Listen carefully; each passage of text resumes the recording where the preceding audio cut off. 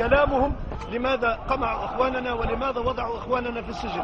ونحن ليس غير مستعدون أن نسكت وغير مستعدون أن نكتم أي شيء إلا أنه يعود إذا أنهم عادوا لقمعهم وعادوا لضرب إخواننا فنحن لهم بالمرصاد ولو على جثتنا، مع أننا لن نسكت على الظلم وعلى قمع كما كانوا يقمعوننا في عهد بن علي. ما تخافوش من تيار العنف يعود يرجع؟ نحن لا نأمر بالعنف ولا وضد العنف، لكن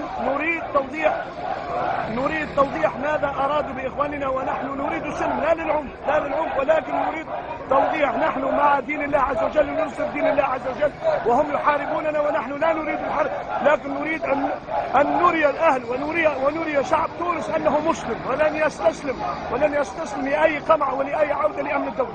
واضح.